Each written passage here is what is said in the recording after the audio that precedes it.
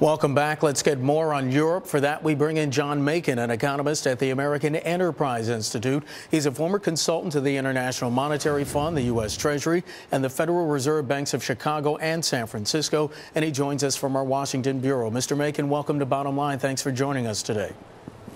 Mark, thanks for having me. Sir, are Greece's austerity measures enough to keep the country from defaulting?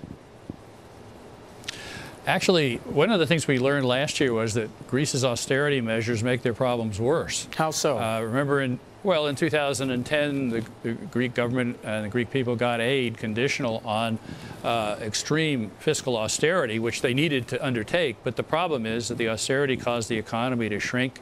And this year, we actually have an economy that's shrinking at a 5 or 6% annual rate, and the deficit's bigger.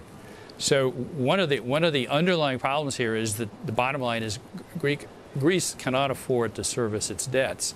They need to write them down.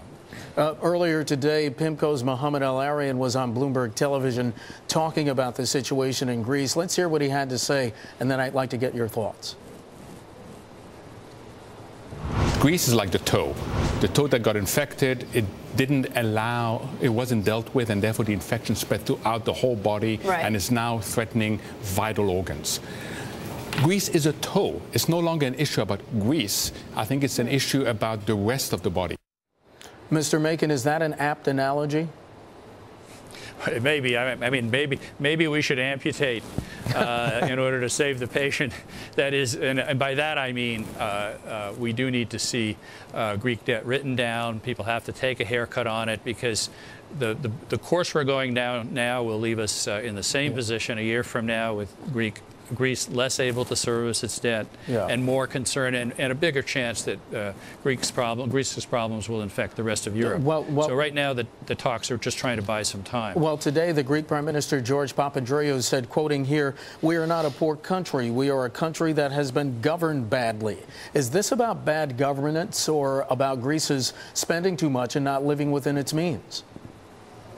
Well, it's clearly about Greece spending too much and not living within its means, and having accumulated debts that were viewed as sovereign debts and at one time were viewed as good as German debts. And so lots of banks own them.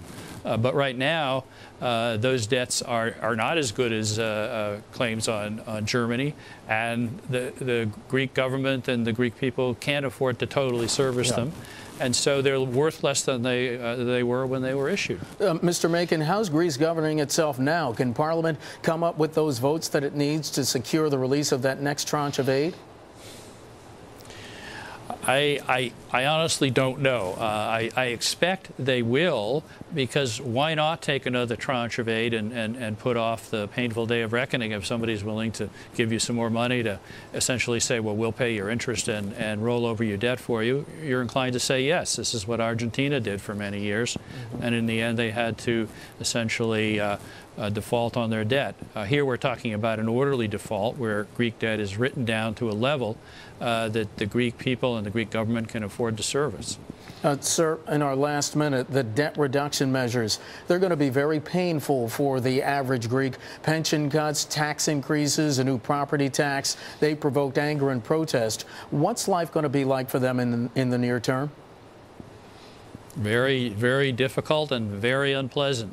The bottom line is that promises have been made to the Greek people that the government can't keep, and unless essentially Germany is willing to underwrite the check, they'll have to renege on those promises. Sir, in about 15 seconds. There's going to be a lot of unhappiness. Yeah, in about 15 seconds, is Germany prepared to underwrite that check? Do the German people have the stomach for that again? Well, the poll you showed earlier suggests they don't. That doesn't mean that the German government won't participate in some arrangement to try to put off the ultimate solution here, which is to write down the Greek debt.